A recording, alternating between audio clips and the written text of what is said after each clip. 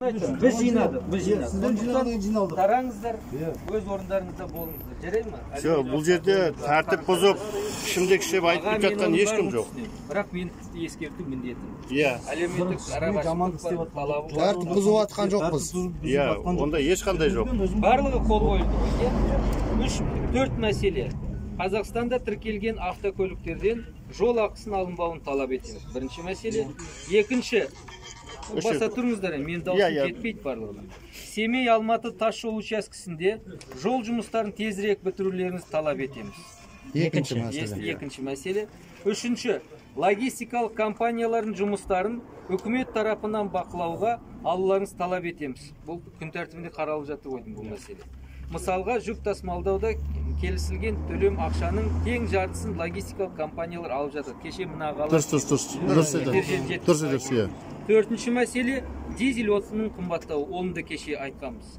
Сонда бізде Семей Алматы тас жолы ғана қосылып отыр ғой. Кеше біз жолды айтқанбыз, логистиканы айтқанбыз, солярканы айтқанбыз. Онда мына жол. Енді сіз мына жерде енді тағы қоса кететін шығар ма? Логистики деген жерде. Дело деген бізде сайт бар. Дело украинский ол. Украинаның сайтына біз кіреміз, айына 5,5 мың теңге төлеп, содан рейс қараймыз. Почему не создать? Тәуелсіздік Қазақстан өз сайтын неге создавать етпейді сонда? Сол үкімет сонымен айналыссын. Сіз белсенді. Сонда үкіметке ақша будет түседі. Мен кіммен кері байланысқа шығамын? Кімнің телефонын бересіз? Мұндағылардың любойына шығыңыз мұна. Жоқ, телефондар жоқ. Телефондар жазу керек. Жазыңыздар, менікін жазыңыз. Жазыңыз. Бар ма? Қаламыз. Байланысқа шығыңыз. Сонда группаға мына кісіге сенесіздер ғой барлық. Сенеміз. Жауапты осы кісі қабылдайды. Фамилияңыз, аты жөніңіз? Шапатаев Руслан.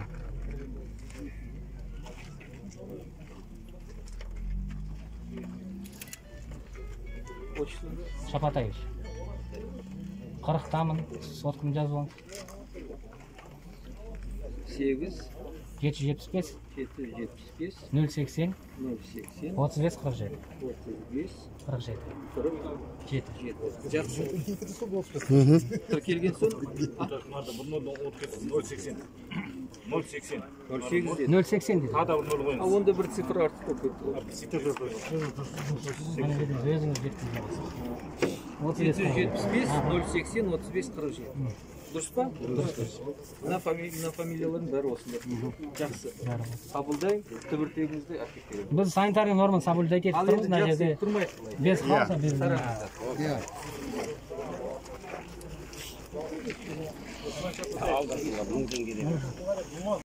Сіз айтасыз және жағдай бар. Қандай жағдай бар? Мына 150 шақырым ар жағы. Зайсанскі жоқ. Анау қазгер қайда? Қазгер қайда? Қашып кетті ғой. Ана туалет салынған 5 миллионға дейін мен айтайын. Ана өзім осы местный осы арада боламын. Ана туалет 5 миллионға мен черновой, онда 12 квартира үй салам мен. Ана туалет не су жоқ, не жоқ, іші толған. Қалай ол санердан? Совет үкіметі кезінде 16 одақтас республикасында сондай қаншама диван халық ұстап тұрған мемлекетте ондай нәрсе болған жоқ. Халық бәрі самозайдыс өзінің міне өз лапақасын өзі тауып жүрген жігіттер. Қаншама мына жігіттердің артында қаншама семья тұр. Минимум 4-тен 5-тен адамдар тұр. Оны кім ойнайды? Кредит деген ол асады. Біз бектен бекте отырған жоқпыз мына жерде. Ойнағаннан отырған жоқпыз. Шығып наразылығымызды тудырып кішкене жоғарыдағыларға дастучать санады. Правильно? Дұрыс қой ол. Айтып жатқандарыңыз 20 дөңгелек аламыз. Мына дөңгелектің құны міне қазір 60 мың теңге. 60 мың теңге бір дөңгелек. Мына простой. Анда 160 мың теңге сол жинамар сен артында тұрғандар. Жолға себіп жүрген тастардың бәрі үшкір тастардан себесіздер. Дұрыс қой. Не су себіп 18 миллион халқымыз бар Қазақстанда. Бай мемлекет болып отырмыз ғой. Артымызды сүртетін шындығы керек. Қазақша айтқан кезде қағаз жоқ. Қағаз да бар ма супермаркетте сатып алған. Керемет біз ведущий 30 мемлекеттің ортасында отырмыз. Ішінде ВТО-ға кіріп барамыз, ана мынау дейміз. Сонда қайда мына халықтың мына жерде? 70% қайыршы болып жүр мына жерде. Центре. 150 километр салынды. Еркенен жүрген жоқ. Міне қаншама жігіттер мына жерде түрін танитын аз, түрін танымайтын жан-жақ облыстан келіп жатыр. Еркенен жатқан жоқ жігіттерде мысалы. Күнде мына тамағын бәрін ұйымдастырып жатырмыз. Мен істеймін. Дұрыс ол. Келетін шаруа емес. Мына біз ақылы жолға қарсымыз. Біз болмай. Ассалаумағалейкум жігіттер. Міне Атыстойда. Бүгін Семейде братанымыз палау пісіріп жатыр. жігіттеріне қонақжайлық басқа облыстың жігіттеріне қонақжайлық көрсетіп, міне мына жақта газельдеріміз болып тұр, мына жақта КамАЗдарымыз тұр. Барлығы бір ауыздан тоқтап Атыстойда тұр ғой ағайындарымыз.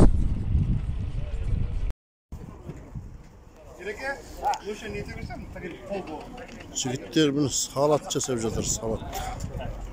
Мына 10 литр су тұра берсінші, 12 литр қатты болып. Сусындары. Мына палау жасап жатыр. Ана қарамайсың ба жігіттер.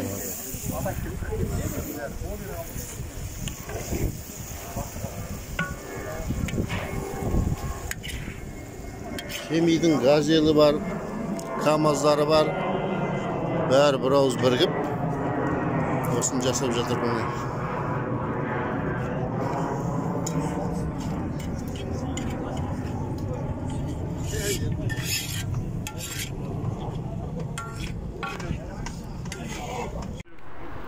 Ойлап қарсаңыздар.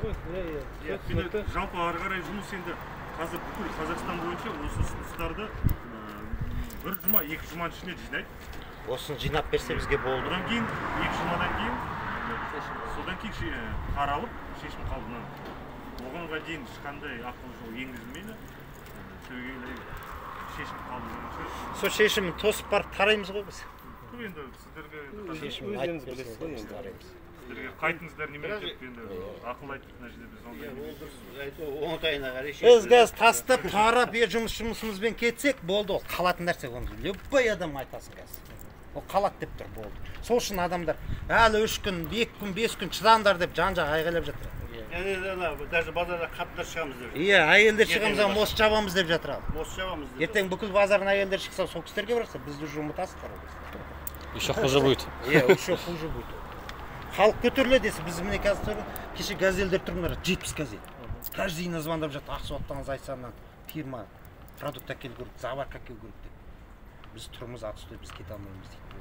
Ертең олар ашықса, бүкіл халық көтеріледі онда. Біз емес.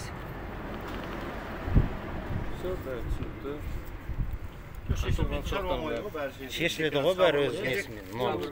Сабырмен, ақылмен. Біз бар ғой мұны 25 теңге деген кезде басты шошыдық. 25 теңге. Жоқ, бізге сөйтіп солай айтылды, бірінен бастап 25 теңге болады деді. Бастасыншы 5 теңгеден, біз үндемеуші едік. 5 теңгеден басталса үндемеуші едік. Зарплатымыз, зарплат алатын ақшамыздан көп. Біз ондай ақша алмаймыз. Кеше ана жүр ғой жаңа кісі Шымкенттен келді. Сол кісі айтады, мен қасыма напарник ертіп жүретім дейді. Қазір ерте алмаймын дейді. Өзім ақша қалмайды, ана кісінің баласына төлей алмаймын ақша дейді. Жалғыз өзім жүрмін дейді, мене қиналып. Үлкен кісі айтып отыр. Соны айтты, ол кісі тұрмақ, біз жүр алмаймыз. Қазір бір минут. Мына кісілер оны беретіні аз деп отыр қазір. Қане санаттар болсын, фирма болсын, аз береді. Бұлар жақсы берсе, бұлар төлер еді жағында. Иә. Дұрыс қой. Мысалы үшін мен фирма болса, доставка жасай, мен бұлар жалдаймын. А менде де ақша жоқ беретін бұларға. Мен де қиналамын. Сонда өзі айналып келгенде, бұның түбі өзі пенсия аз, зарплата жоқ, завод, фабрика жоқ. Соның кесел екен айналып келгенде. Бәрі қысылып жатыр. Халыққа тіреліп келеді өзі. Халыққа тіреліп жатыр. Біріне-бірі байланып жатыр. Айтпесе неменеге тұрады енді. Өскемен заводы жұмыс жасап жатыр қазір. Жағдай десе, менде де ақша жоқ. Бұлар көбірек сәләкісіне жетпейді. Оларда жағдай жақсы. Сәләкісіне Ол жетпейді. жерде де мына кісілер түсіндіріп Сіздер жолға төледі білесіздер, жолға қалай төлейді? Өз табақтарына жетпейді. Сонда айдан келгенде пенсия, зарплата, анда мына бәрі аз айды. Балдардың ақшасы болды. Мұғалімдердің, сіздердің де рас. Ол кезде көп адам Барлық аз. Айрын артын бағайық. Комиссия бұндай ұйғарымға келетін білейік. Одан кейін сіздерге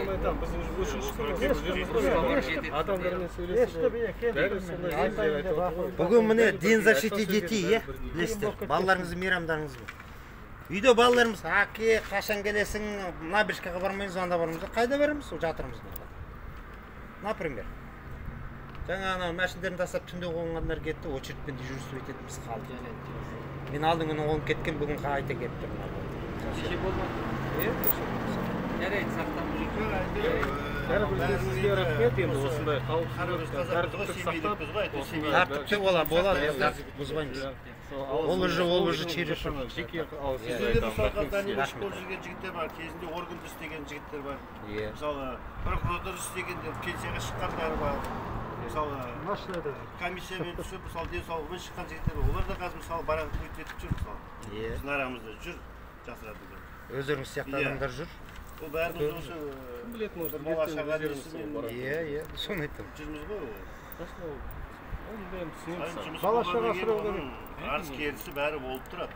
Онсыз ол жұмыс болмайды. Бірақ берекеге, бірлікпен шешу керек. Берекелі болу керек. Мысалы, ойлап қарасаңдар. Сонда бәрі орнына келеді. Келмейтін шаруа жоқ. Но бірақ та халықты ойлау керек. Жақсы онда біз емне етсеңіз. Сіздер ала болмаңыздар. Бір ештеңе бұзылып, анау-мынау ештеңе болмайды. Бәрі дұрыс болады. Сіздер оңтайына шығарып беріп, бір жауабын айтсаңыздар, сол дұрыс. Чем ертерек бүгін келдіңіздер, рахмет. Чем ертерек жауын шығарып берсеңіздер, біз қараймыз ғой. По-любому қараймыз. Жақсы онда. Сау болыңыздар.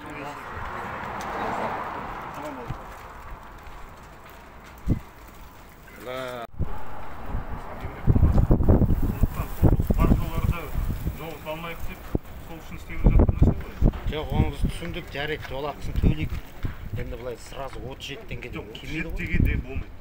Қазір 25 теңгеде болмайды. 25 теңге қазір, ол бәрі талқыланады. 3 теңге, 5 теңге деп қойып қойсын, жарайды. Ол бәрі талқыланады. Оған ешкім қарсы емес. Келісейік. Мысалы, былай істейік, сіздер мына жерде тұрғаннан, онда мен енді андай бір көріп тұрған жоқпын.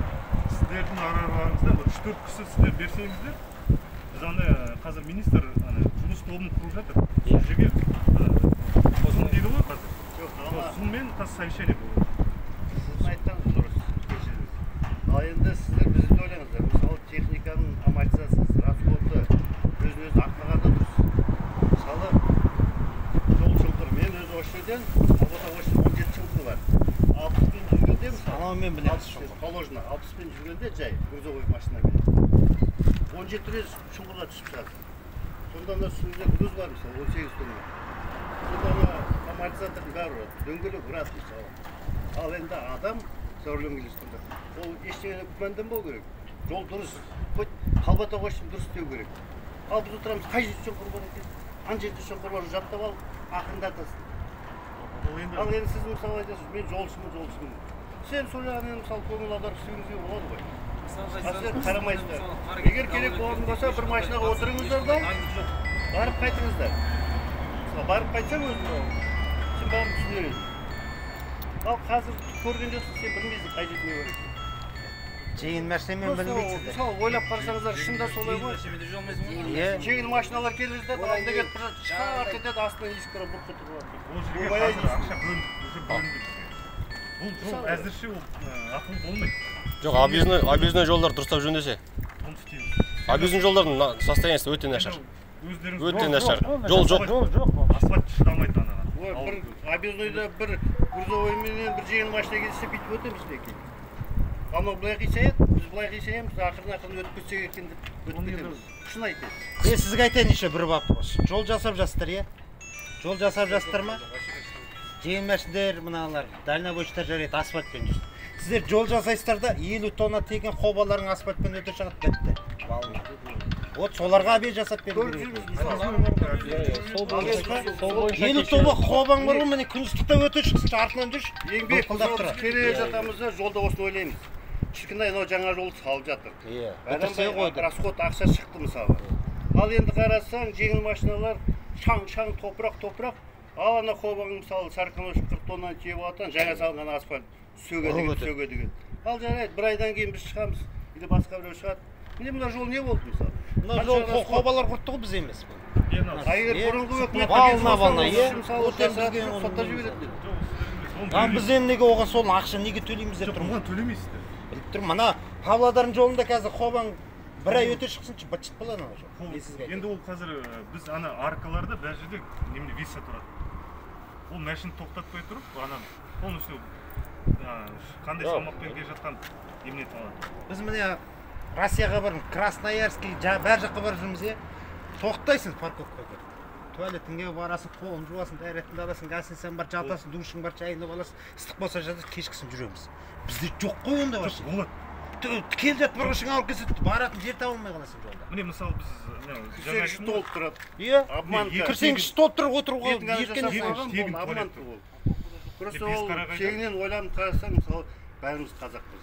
Бір-бірімізге жанымыз ашып, бауырмашылық болып, кішкене мына еліме, қазағыма деген кішкене жүректе бір кішкене болу керек қой. Алдап сипап, ол бітті емес пе ол өмір? Не керек ол? Просто бұнда болу керек қой кішкене бірдеңе. Аға сөзіңіз орынды. Жоқ, шын айтайын. Қарайсың. Орынды. Біріншіден мына 1 маусымда енгізеді деп бірінші күні. Иә, сол үшін тоқтаттық біз 30 жыл. 1,5 сағат тұрған мен осы жерде. Иә. Ақылдасқанбыз. Сол мәселені жеткіздік. Ертесінде басшысы осында филиал өзі келді. Ана жерге ақыны енгізу үшін жаңағы 17 тесік жоқ дегенде 17 тесік бітелу керек. Оны шегелеп айтылды. Бұл бірінші. Екіншіден жаңағы сервистік орындар, әжетханамыз бар, тағы тамыз айына дейін ол да жөнге келу керек. Ертең бір нәрсені сұрау үшін ұсыну керек. Ол екінші мәселе. Үшінші жаңа тарифқа байланысты. Тариф осы жолдарға тариф әлі бекітілген жоқ. Міне қаралу үстінде бүкіл өкімет мүшелері, вице-министр, мына кісілердің сол жақтағы басшылықтар соны пысықтап қарап отыр. Оны жеке тағы да телефонмен бола ма, бұлай бола ма, хабарлап айтамыз. Өтініштердің себебі тіркелді, оның өзінің қаралатын мерзімі бар, бірақ тіркелген номерін ана кеше бір ағам көрсе ғой осы жерде, сол кісіге хабарын береміз, хабарын аласыз. Егер жеке жұмыс тобына қатысып, осы мәселені бірге қарайық десеңіз, есік ашық. Бірге қызмет жасауға әзірміз. Ал қазір енді мына бір өлі шақты күту керек, неге десеңіз, түбегейлі мәселе не оңы, не терісі шешілген жоқ. Уақыт керек, соны күту керек. Жоқ, аға, дұрыс айтасыз. Ол 10 күн болса 10 күн тосамыз. Мен соны айтып тұрмын. Решениесін алып бірақ қозғаймын, тараймыз. Бүкіл Қазақстан сол үшін шын айтқанда. Біз сіздерге сенеміз. Басқа ешкімге шын айтқанда. Біз мысалы біреуінде 8 класс, біреуінде 10 класс, біреуінде 3 класс мысалы. Қазір еңбекпен жүрген балалар бұлар. Адал еңбек. Мысалы бәлен-бәлен миллион жүгін артып алып, жауапкершілік мойнына алып жүрді бұл жігіттер. Енді біз сіздерге сенеміз, мысалы сіздер жоғары жақта отырсыздар енді. Қанша айтқан мен. Енді сіздердің бұл міндеттеріңіз әрбірдеңе қозғалу. Сондықтан жаңағы біздің бірақ басымызға маңырап жүрген ол болмайды негізі. Сөз бердім осында ағаларым. Тіркеледі, жолданады деп. Тіркелді, жолданды. Менің жаңағы құзырымдағы мәселе осы. Енді мен жолға қатысты, мынау бұлай болады деп түбегейлі ешнәрсе шешіп жарқып айта алмаймын. Себебі енді бәріміз осы жерде тұрып жатырмыз. Ан жаққа баратын мына кісілердің тікелей басшылықтары бар. Менікі қоғамдық тәртіптің сақталуы, сіздердің амандықтарыңыз, сақтықтарыңыз пандемияға бой алдырып алмау керек. Сондықтан соның талаптарын сақтаңыздар. Шешім болады. Біздің жолда условия деген жоқ вообще. Қыста бар қояды. Подъемға шыға алмай гололед артқа кетеміз. Подсыпка жасайтын дорожный машина деген төк келмейді ғой. Россияға барамыз, дорожный машиналардың тазалап тұрады. Кешеде садаркамыз жоқ. Қандай подъемға қандай өзің келді солай кетесің. Бізде кіттей дөңге шыға алмай тұрады, артқа кетеді, соғылады бір-бірімен. Таңдалатының әкім келеді десе бәрін сыпырып, сиырып, жылтыратып қояды. Күшті. Әкім кетті қолдарын тастай салады. Неге сол халқын ұстап тұра алмайды? Соны айтты. Сонда бір әкім адамда сұрақ айтайын жауапсыздар ғой осы. Мен өзімнің абыстанасым бар. Өмір бақи жолдамыз біз, жігіттер жиналып жатыр дегенге бастаптан естіп. Мына траста өздері сияқты погон таққандар маза бермейді. Арттан қуып жүріп ақша. Бала шағаларына ақша жетпейді. Еріксіз береді. Мысалы үшін мына машина келе жатыр не? Перегруз дейді, машина білмейді де ол перегруз бар. Весасы істемейді.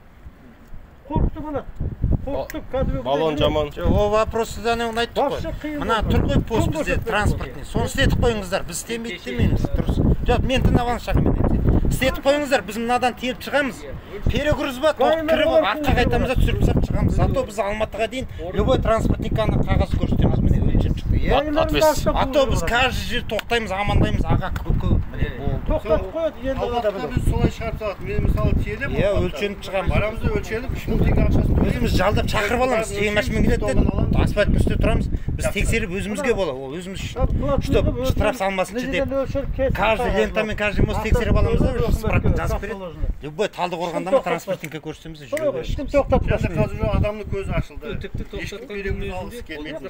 Қағаз бар, жүре береді, төлеп береді. Солай мына пост істеп қою керек, қосып Каждый қою керек. гаи бар. Зато бар ғой мына заводтарыңызда перегруз тиемейді. Қазір мына кісі келеді де 10 пачка силикатный кірпіш дейді. Мына кісіге 500 берем десе тиеп алады да айдап қойды, ол 35 тоннамен кетеді. А мына Весадан келеміз де кіреміз перегрузға қайтты. Жоқ па онда фирмаға салыңдар завод. Бәрі айтады, біз төлеп ұстағанбыз дейді, қай уақытта төлеп ұстаған, кімге төлеп ұстаған белгісіз. 40 тонна 60 тоннамен жолды бұзған солар. Хобадар ғой сол шансы. ешқандай жерде қоба тұрған жоқ. Сол айтып тұр. Ең өкініштісі просто жаңадан салып жатқан Төлеп ұстағанбыз дейді, 60 тоннамен айдады. 60 тоннамен соларды ұстамаймын одан.